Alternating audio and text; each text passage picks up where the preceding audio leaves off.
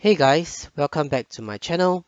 I didn't manage to post a video last week because there was a medical emergency at home, so many apologies on that.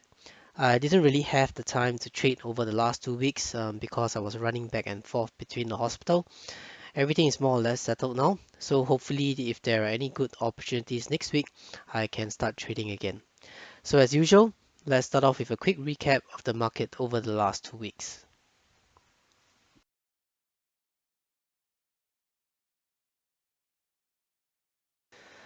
So starting off with the S&P 500 chart, if you recall in my video 2 weeks ago, I did briefly mention that the correction seems a little bit overdone. So prices actually retraced back to the 50-day moving average, which is the line in blue over here, once here and twice here, before moving back up higher. So as of Friday's close, prices is still hovering around the $420 price range, and it seems like it's struggling to break past this price level. So to be honest, I'm actually a bit cautious about how the market is right now. It seems like all the good news has already been baked into the price over the next couple of weeks. Don't think there's anything significant or any significant news that could prop up the market. And over the next month, there are also no big earnings release. So I really wonder if there are any other things that could make the market go up higher. And prices seem to be a bit overbought as of now as well. And if you take a look at the weekly candlestick chart, it's the same story as well. If you prices are actually quite far away from the 20-day moving average, which is the line in pink over here. So I won't be surprised if there's actually another correction back down. And I will definitely be a lot more cautious moving forward, especially if I want to enter any new positions. But we shall see what happens next week. So coming back to my Excel spreadsheet, if you recall in my video 2 weeks ago, I did briefly mention that I still had a double calendar spread open for WMT. So this is purely an earnings gameplay. So for WMT, they actually released their earnings on the 18th of May before market open. So I definitely have to close the position by the 17th of May. And I actually did close the position on the 17th of May for a profit of $360, and that's including the commissions as well. So I would say this is quite a good run for the BMT, close to a more than 30% return on investment over a period of 10 days. So the double calendar strategy is definitely one of the strategies that I like a lot when it comes to earnings play. And in my video 2 weeks ago, you will also have recalled that I mentioned about the opportunity for MRVL as well. So I think the earnings date for MRVL actually shifted. So it was originally on the 27th of May before market hours.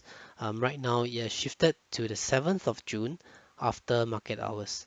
So I have already entered a position for MRVL. I entered it on the 25th of May, total of 40 contracts. So right now the P&L is showing at $320, so very close to the 30% profit target that I'm looking for. So I've decided to hold it over the weekend, simply because Monday is public holiday. So this is going to be a long weekend. And for the double calendar spread strategy, it is actually a theta positive strategy. So I will definitely benefit from the time decay over the long weekend. So, but right now, since it's very close to my profit taking zone, I will likely close the position either on Tuesday or Wednesday. If the profit is good enough, I will just take the money off the table. So that's pretty much for my double calendar spreads. Moving on to next in the list, that would be for the VIX, the bull call spread. So if you recall in my last week's video, I actually entered a total of 18 contracts for the VIX. I've already closed off 12 of my 18 contracts, so I'm left with 6 contracts. And I actually closed off the remaining 6 contracts on the 19th of May. So on the 19th of May, the VIX actually spiked up back to around 25, 26 level right at the market open, and I decided just to take the profit off the table.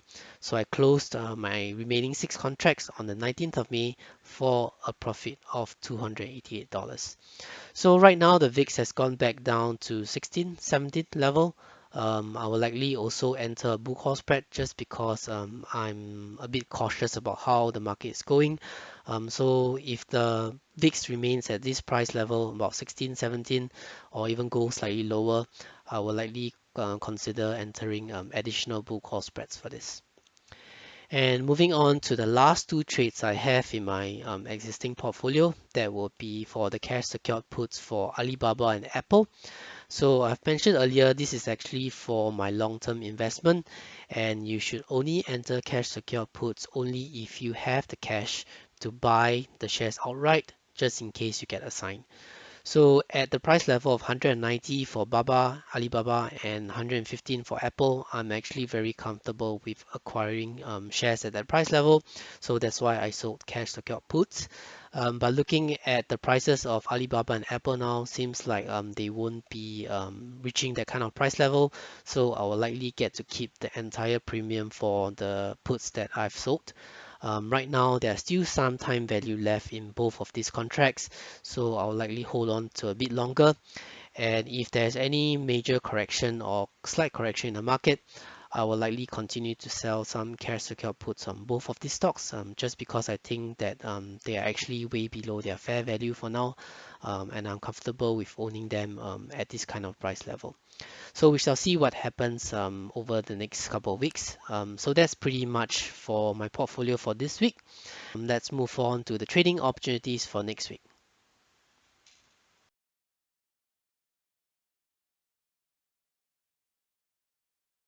So moving on to the trading opportunities for next week. In today's video, I'll be sharing with you 4 trading opportunities that I've identified. The first trading opportunity is actually an earnings play, double calendar spread specifically. As you know, I like to enter double calendar spread before the earnings. And over the next couple of weeks, there are not too many companies that are releasing their earnings. The next one is MRVL, releasing on the 7th of June after market hours. I already have a position in this. And the next two upcoming one will be for Adobe, releasing on the 10th of June before market open, and another one would be for Chewy, releasing on the 10th of June also after market hours. So for both of these stocks, I actually didn't get to find any good entry positions for this, especially for Adobe. If you take a look at the weekly option chain for Adobe, it's actually quite illiquid, so I will probably skip out on this one. And for Chewy, I didn't manage to find any good entry points for Chewy as well. So for these two particular one, I might say that if you try to enter the position next week, it might be slightly too late, because when the market opens on Tuesday, which is the 1st of June, you have around less than 10 days for the trade to play out. So I will likely skip out on this one.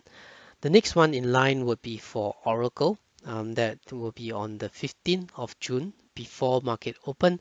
I've been watching this one quite closely already. So if there's an opportunity next week, I will likely enter a double calendar spread for Oracle. That's pretty much for the earnings game plan. Let's move on to the next opportunity. So moving on to the next trading opportunity, that would be for the VIX. So if you recall in my earlier videos, I did briefly mention that I like to enter the bull call spread on the VIX as a way to hedge my portfolio, and especially if I feel that the market is due for a correction.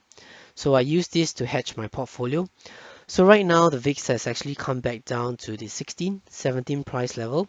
So this point is actually one of the lowest point over the past year. So if the price continues to hover around at this price level or even go slightly lower, I might consider entering a bull call spread for the VIX, simply because I'm still a bit cautious about how the market is right now. So coming to the option chain for the VIX, so for bull call spread, what you have to do is you have to buy a call and sell another call that's further out of the money with the same expiration date. So typically when I enter a bull call spread for the VIX, I will usually enter the contract that is at least 60 days out. So it gives me time, or gives the trade time to play out, and I don't get hit by the time decay. So for the long call of the bull call spread, I will typically select the contract that has a delta of around 60 to 50, which is over here. And for the short call, I will usually select the contract that has a delta of around 40 to 30, which is over here. So you got to play around with the different combinations over here to see which of the combination actually gives you the best risk to reward ratio. And that's typically how I enter the bull call spread for the VIX. So the next opportunity would be Apple. If you recall, I did enter a diagonal spread for Apple quite a while back before the earnings. So after the earnings release, the stock price of Apple actually came down already. Right now it's hovering around the $124 price level and sitting very nicely on the 200-day moving average, which is the line in red. So I do expect this price level to be a pretty strong support level. So this was previously a resistance for Apple, and also because that is hovering around the 200-day moving average as well. Right now, the uptrend for Apple seems to be intact. Prices are a little bit oversold, so I do expect the price to actually bounce off from here. So if there's an opportunity next week, I will likely enter a diagonal spread. But I'm definitely not in a rush to enter the position, because if the 200-day moving average doesn't hold for Apple, we might see the trend change for Apple, and it might start going downwards on a downward trend. So we shall see what happens next week. So moving on to the last trading opportunity for this week, that will be for Occidental Petroleum Corp, ticker symbol OXY. So I've been monitoring this stock for quite some time already. Right now, the stock is actually hovering around the 100-day moving average, which is the line in yellow, and also the 50-day moving average and the 20-day moving average. So as of Thursday, prices actually gapped up slightly, and I didn't manage to enter the trade for this. I didn't want to chase it.